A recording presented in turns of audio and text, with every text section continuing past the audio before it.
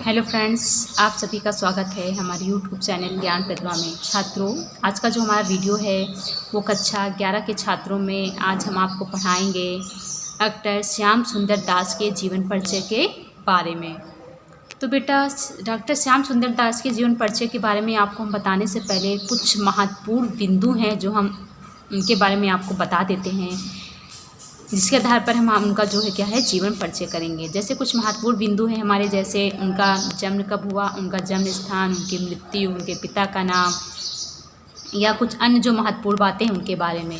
तो सबसे पहले देख लेते हैं उनका जन्म। तो उनका जन्म हुआ था सन 1875 में। क्या हुआ था? 1875 में। फिर उनका जन्म स्थान, तो उनका जन्म स्थान काशी उत्तर प्रदेश है। मृत्यु, उनकी मृत्यु हुई थी सन 1945 में। तो उनके पिता का नाम, तो उनके पिता का नाम क्या था बेटा? देवीदास था। और उनकी माता का नाम देवकी देवी था। क्या था? पिता का नाम देवीदास और माता का नाम देवकी देवी था। और माना जाता है कि इन्होंने काशी नागरी प्रचारणी सभा के क्या रहे हैं? संस्थापक के रूप में ये माने जाते हैं। तब आइए अब विस्तार पूर्वक जो है इनके जीवन परिचय के बारे में वर्णन करते हैं।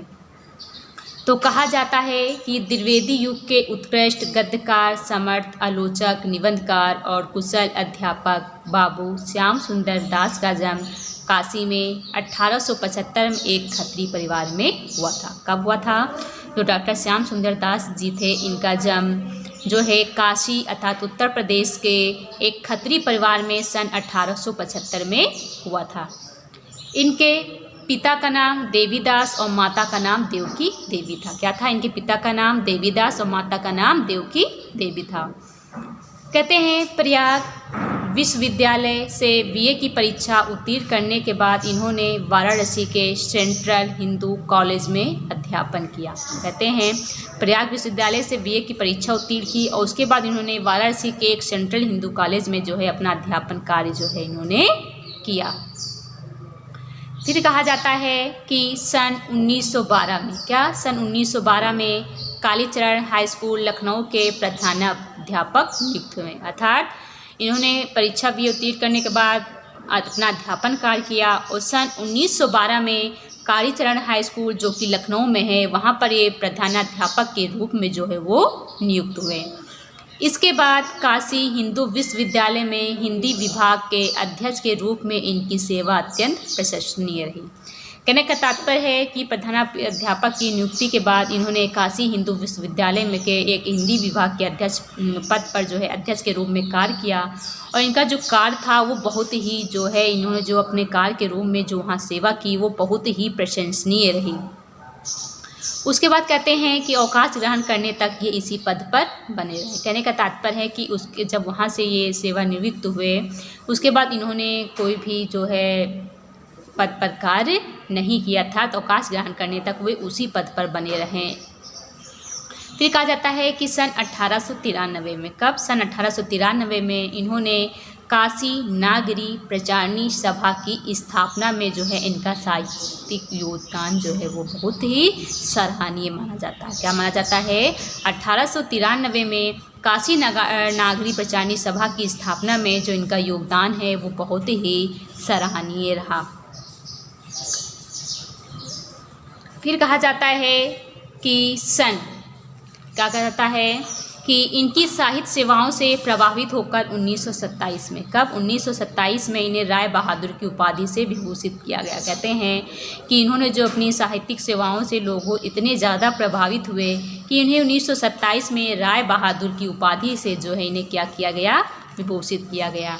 हिंदी साहित्य सम्मेलन प्रयोग द्वारा सन 1938, क्या कहते हैं? हिंदी साहित्य सम्मेलन प्रयोग द्वारा 1938 में साहित्य वाचस्पति तथा काशी हिंदू विश्वविद्यालय द्वारा डीलिट की उपाधि से इन्हें क्या किया गया? सम्मानित किया गया। क्या किया गया?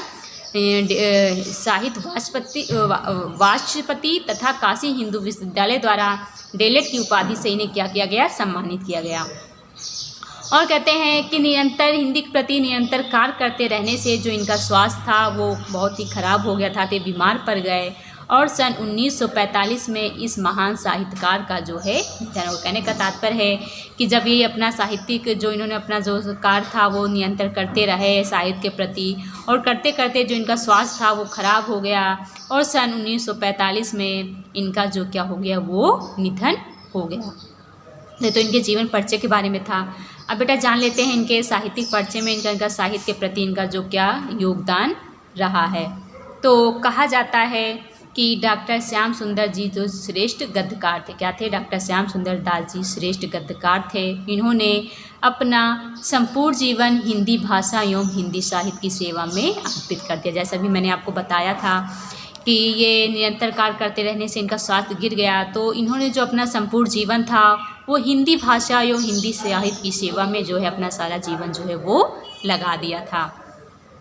और हिंदी की सेवा करते करते कोश, इतिहास, काव्यशास्त्र, भाषा विज्ञान, शोधकार, उपयोगी साहित्य, पाठ्य पुस्तक और संपादित ग्रंथ आदि जो है इन्होंने जो है लिखे, आदि काव्यशास्त्रों की रचना की, आदि पर जो है इन्होंने कार्य किया। इस पे इतिहास, काव्यशास्त्र, भाषा विज्ञान, शोधकार, उपयोगी साहित्य, पाठ्य पुस्तक और संपादित ग्रंथ आदि पर इन्होंने क्या किया था, आदि पर इन्होंने जो है क्या है, आदि पर इन्होंने कार्य किया। उसके बाद कहा जाता है कि महत्व की प्रतिष्ठा,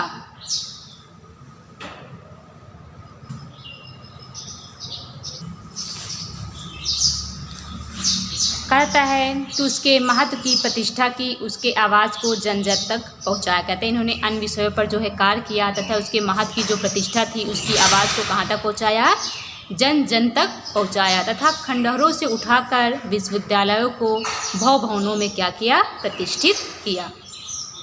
तो ये तो क्या थे इनकी जो साहित्यिक बारे में जो इनका योगदान था वो था। अब इनके जान लेते हैं इनकी जो महत्वपूर्ण जो कृतियाँ हैं उनके बारे में जान लेते हैं। तो इनकी जो महत्वपूर्ण कृतियाँ हैं तो वो इस प्रकार हैं, जैसे कि निबंध। तो निबंध में गद्य, कुसुमावली तथा इसके अतिरिक्त नागरिक प्रचारणी सभा में इनके जो हैं कुछ महत्वपूर्ण निबंध जो है वो प्रकाशित हुए हैं। इसके बाद आलोचना ग्रंथ, और आलोचना ग्रंथ में साहित्य रोचन, गोस्वामी तुलसीदास, भारतेंदु, हरिश्चंद्र, रूपक रहस्य, ये सब क्या रहे इनके आलोचनात्मक ग्रंथ के रूप में जो है वो माने जाते हैं। इसके बाद भाषा विज्ञान, तो भाषा विज्ञान में हिंदी विकास का विकास, हिंदी भाषा साहित्य, ये सब क्या रहे हिंदी के भाषा विज्ञान के जो हैं वो क्षेत्र माने जाते हैं। इसके अलावा जो इनके संपादन हैं तो संपादन में इनके हिंदी शब्द सागर, वैज्ञानिक कोश, हिंदी कोविद माला, मनोरंजन पुस्तक माला, पृथ्वीराज रासो, छत्र प्रकाश, नासकेतोपाख्यान, शकुंतला नाटक, वनिता विनोद, इंद्रावती, हमीर रासो, श्री रामचरितमानस, दीन दयाल गिरी की ग्रंथावली, मेघदूत, परमाल रासो आदि इनके क्या रहे हैं, संपादन, अर्थात इनकी कुछ महत्वपूर्ण जो है वो रचनाएं रही हैं। कौन कौन सी, हिंदी शब्द सागर, वैज्ञानिक कोश, हिंदी कोविद माला, मनोरंजन पुस्तक माला, पृथ्वीराज रासो, छत्र प्रकाश, नासकेतुपाख्यान, शकुंतला नाटक, वनिता विनोद, इंद्रावती, हमीर रासो, श्री रामचरितमानस, दीन दयाल गिरी की ग्रंथावली, मेघदूत, परमाल रासो आदि इनकी क्या रही हैं, महत्वपूर्ण रचनाएं रही हैं। अब जान लेते हैं इनकी भाषा शैली। तो कहा जाता है कि इनकी भाषा शैली जो थी, तो कहा था कि बाबू श्याम सुंदर ने गंभीर विषयों पर साहित्य सृजन किया। क्या किया है कि गंभीर विषयों पर इन्होंने क्या किया है, साहित्य सृजन किया गया है। इनकी भाषा शुद्ध साहित्यिक तथा सरल व व्यवहारिक है। इनकी भाषा कैसी है, शुद्ध साहित्यिक व व्यवहारिक है।